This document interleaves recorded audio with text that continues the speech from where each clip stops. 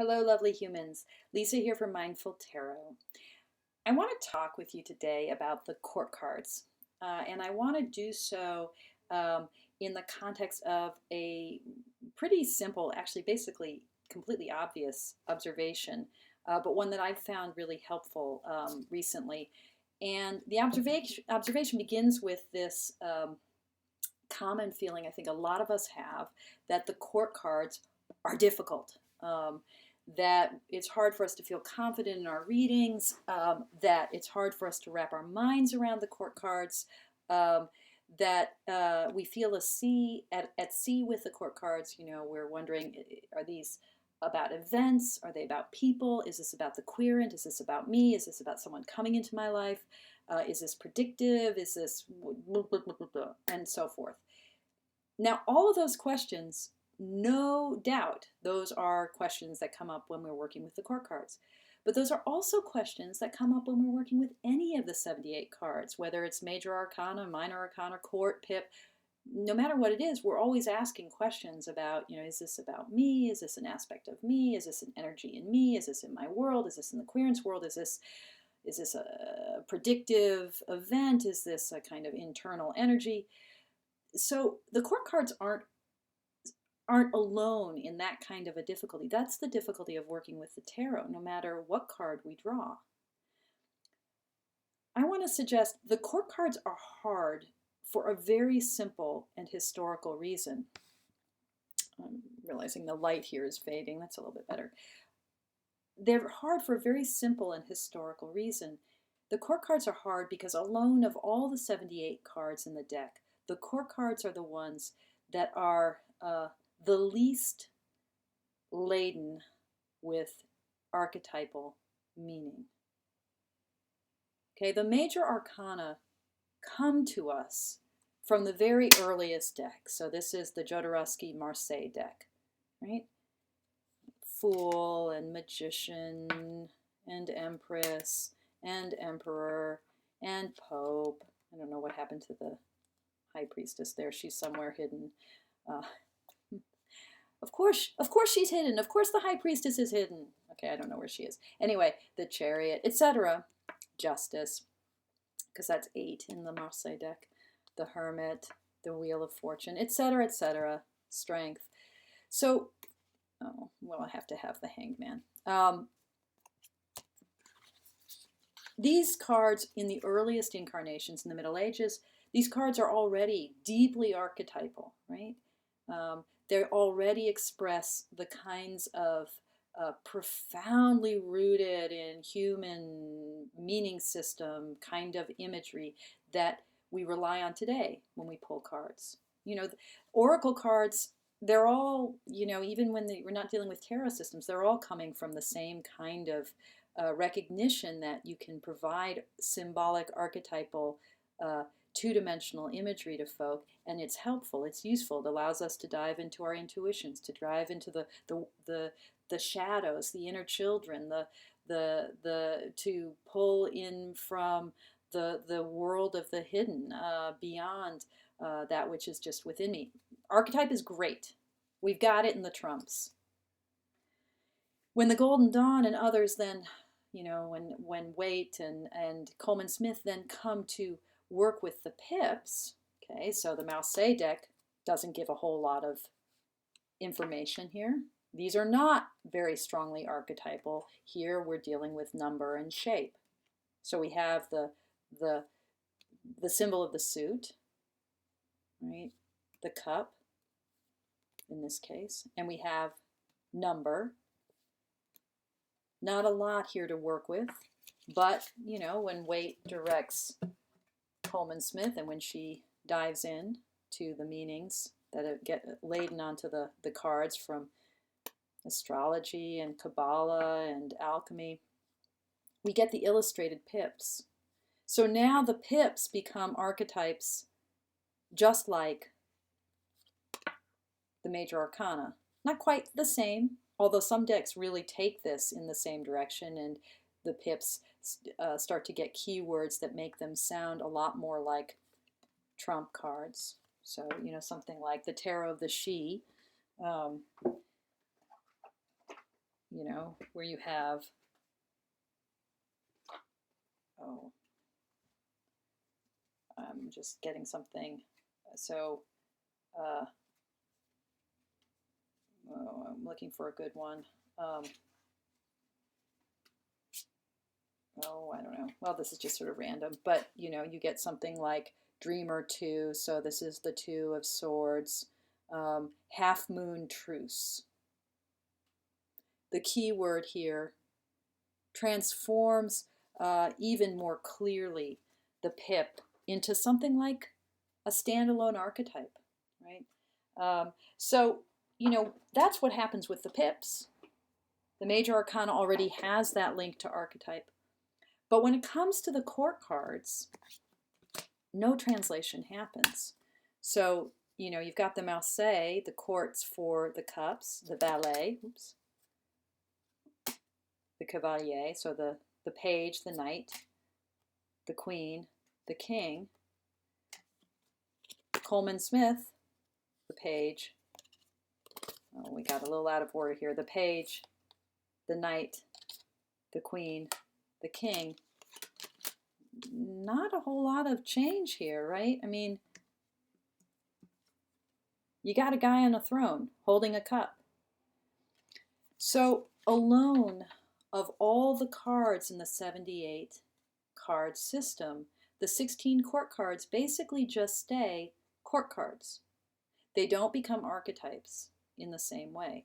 So as folks have pointed out, you know, what you get when you are looking at the 16 court cards, you have basically 3 pieces of information to help you with your reading, and that's it.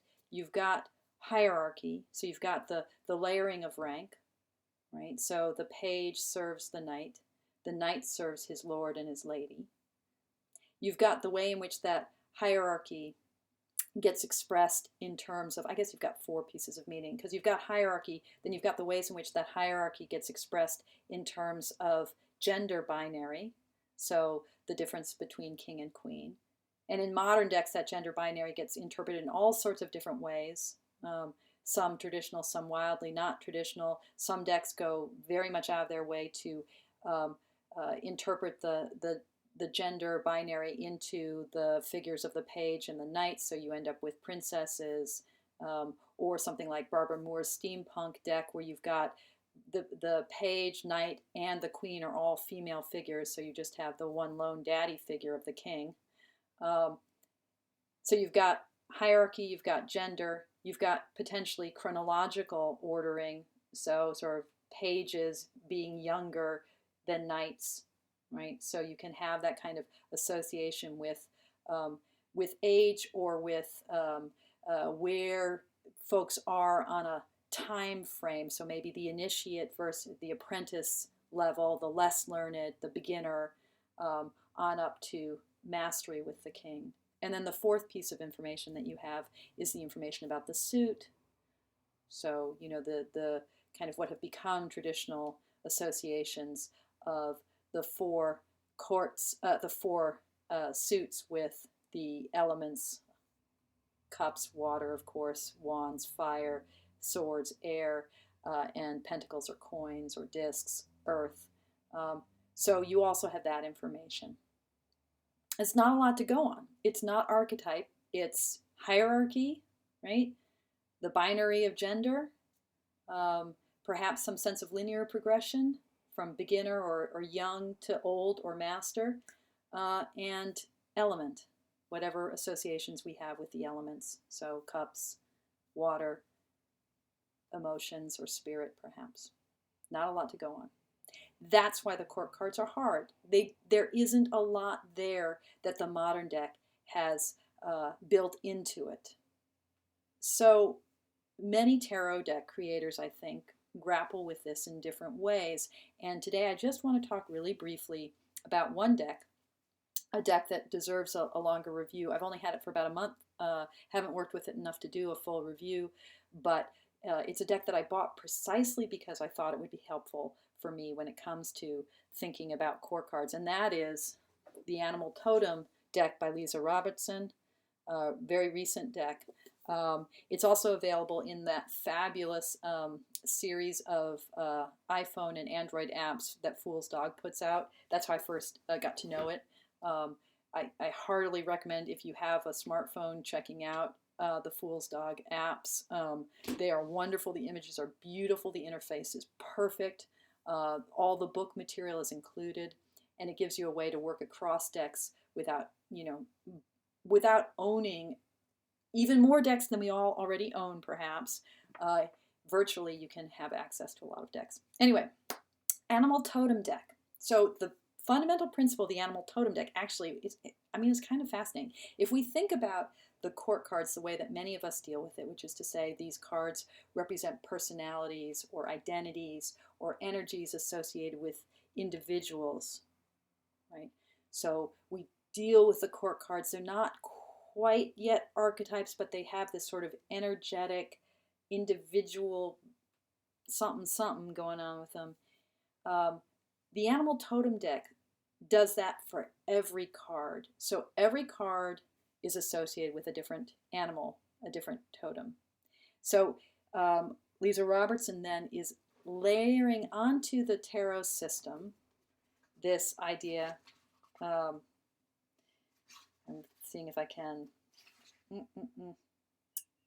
Oh, I should have pulled out a. All right, the book goes into this well, and but I'm not going to be able to find. I'm not going to be able to find my. Sorry, that was a very rude sound that my computer just made. Okay, I'm not going to be able to find the passage I was thinking of, but she talks about this very clearly in the book, that the principle here is to support our tarot practice with these totems. So to layer onto the traditional system of meanings an animal for each card. Every card then becomes something like a court figure, because every card has a kind of specific personality. Now, there are other decks that do this too. So one that comes to mind, which I only know virtually, but I think is a favored deck for a lot of folks out there, would be something like Tarot of the Hidden Realms, where, here's the Six of Wands.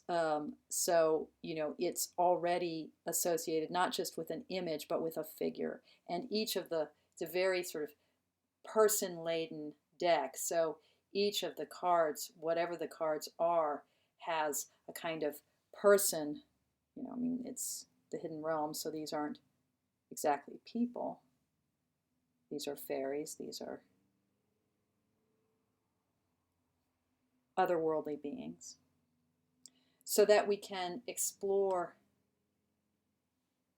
not just an event or an occasion, not just an abstract set of energies, but an actual individual figure. In the animal totem deck, the cards then each have an animal figure. And so when it comes to the cups, we have both the association of the element with cups, so water, and then some care is given to choose animals that speak to the traditional meanings of the cards and also have a kind of connection to the water. Now, Leeza Robertson isn't quite completely consistent with that, but so let's say here, so the kingfisher bird comes back to the rivers in the spring, comes back to the source of life. So that idea of this originating kind of overflowing source of the ace as a card, and that kind of wellspring of life associated with the energy of fluidity and emotional plenitude of the cups. These are layered together. The kingfishers returning to the source, and the way in which the cup itself is about source. Some of these cards work better than others. The hermit crab, so again, water and the cups. The symbiotic relationship of the hermit crab to the shell becomes then an emblem, a totem for the kind of joining together, the coupling, the soulmate kind of energy of the Two of Cups. Some of these, I don't know, this is the capybara, so the sense of loss of the Five of Cups here it works with an imagery of moving on from loss, turning back toward your what you know, your native realm, your finding your way forward with the Five of Cups. Now, that's not necessarily the best understanding I might have of the Five of Cups. That sounds to me a little bit more like the Six of Swords, a kind of moving on imagery. But you know, it's a valid interpretation. Otters for the sort of playfulness of otters, the childlike abandon of the Six of Cups, kind of pulling up the childhood nostalgia of the Six of Cups. The sort of a card that I always think about in terms of renunciation and maybe even spiritual renunciation in the Eight of Cups, having to do with the ways in which the salmon return, pulled beyond. You know, I live in Oregon, so this is a card that, you know, kind of resonates in some sense with what where I am physically in the world. But this, you know, idea of the salmon returning to spawn, being drawn in mysterious ways beyond their control. So these cards are all cards that have that kind of water. You know, the animals all have this connection to water, to the element of the suit. Each card then becomes a kind of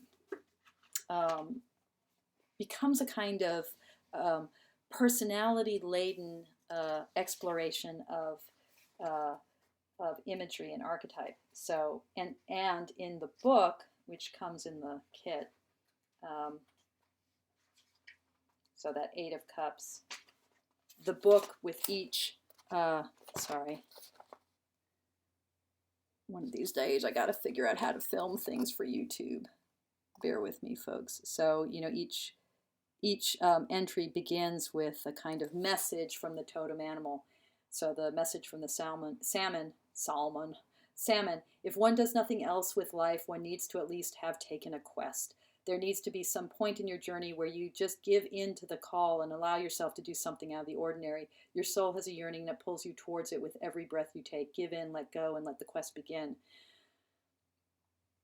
Again, I think of the Eight of Cups as being about renunciation. Leeza Robertson's reading here through the salmon talks about giving into the pull of a quest. There are echoes here of the I wonder if I'll be able to find this quickly, probably not, knowing me, but there are elements here of the imagery that we associate maybe with the Eight of Cups in the Rider-Waite. Oh, what do you know? Here it is. You know, interestingly, it echoes that, but most of her cards don't echo the imagery at all. So there's that. Each of her cards has that totemic quality that makes, I'm wondering if this makes sense, that makes every card kind of like a court card, because every card has a personality, every card has a very distinct persona and voice. That means when she gets to the court cards that something really cool can happen. And the cool thing that happens, in my view, is that we suddenly start to see how the court cards might be understood as places where that notion of hierarchy, of the aristocracy of rank, of perhaps that chronological progression from the beginning to the master, how that might specifically resonate with the element of a suit. So each of her court cards also has an animal associated with it. So here's the seal. You see it playing in the waves. And the knight. I'm trying to remember what that bird is called. I'm not remembering it right now. A bird with, I think, the blue-footed bobby. Is that possible? Anyway, it's got blue feet. I don't actually like her reading of this card at all, so it didn't sink in. So I'm not saying I'm necessarily a fan of all of her readings. I'm just a big fan, though, I love the artwork of this deck, but I'm a big fan of what she's trying to do. The Queen of Cups is the donkey because, is it a donkey or a moose? I think it's a moose because it's underwater. And then the King of Cups is the beaver. So now I've got to find out if that's the blue-footed bobby. Bear with me. Is that the blue-footed bobby? If I knew how to pause this and be sure that I could get back to it, I would. It's the Queen of Cups is the moose. Yes, sorry. It's not a donkey, it's a moose. And the knight is the blue-footed booby. It's the blue-footed booby. Okay. This is the guy that sold me on this concept. Okay, this King of Cups. So all these guys having to do with water, the seal playing at the edges of the water where the water meets the sand, and that playfulness and that being on boundaries and sort of at the edge, at the very start, where, one of the things that she says is, when water and sand come together, what do you get? Sand castles, of course. So she's talking about the kind of playfulness that might be associated with the Page of Cups, this way of working with that fluidity of heart, right? That fluidity of heart that we might see is at the bottom of what the cups are about in terms of the element of water and its connection to spirit and heart. The blue-footed booby, again, I'm not interested so much in her reading here, but she talks about him being kind of interested in the distractions and the vibrancy of color and shape and this sort of impulsivity of being drawn toward the world through your heart and your affective nature. The Queen of Cups, this moose, she said, who knew moose could swim? But that's one of the things she found out when she started researching this deck. But it's that the Queen's ability to dive into the depths, its willingness to dive deep, and diving because what's at the bottom of this lake is the freshest grass. So apparently moose dive in order to munch on the green grasses that grow most fertily in those watery depths. But it's this guy, the beaver. And what she's saying about the beaver is that the beaver is completely at home in its element, this element of water, and knows how to work with the water, both to restrain it through his dam, and then also to work with the wood and the materials that are on the shore, on the banks, the natural containers for the water. So the beaver is the guy, the King of Cups, who most fully represents what the cup is all about, the cup that both contains the water and allows the water to pour and to spill and to mingle. So if you think about the classic imagery of temperance, of the water or the wine and the water mingling from one stream, one cup into the next, that sort of fluidity, right? The back and forth of that malleable stuff of the heart, of our connectedness to all things, that flow and flux. So the beaver expresses the kind of greatest facility with the element of the suit by both enabling flow and containment, right?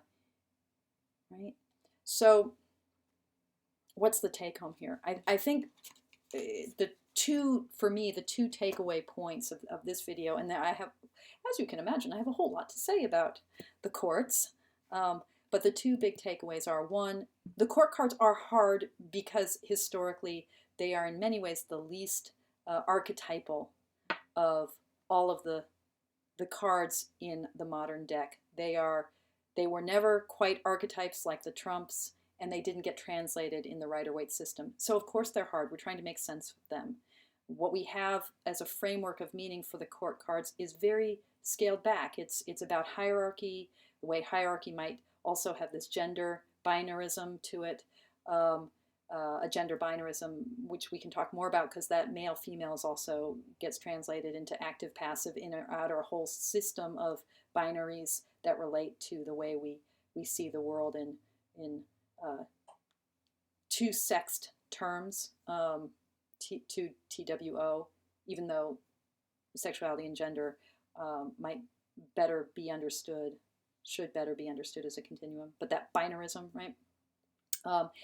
And also then this linear progression of youth to, junior to elder, beginner to master, and then the element of the suit. We don't have a lot of framework for the courts, and so that's why it's hard. So that's the first takeaway. It's hard. It's not just you or me. It's not just us.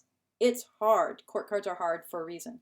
And then the other piece of it is that we can look at different decks like the Animal Totem deck, for the ways in which those artists have navigated this difficulty of the court cards.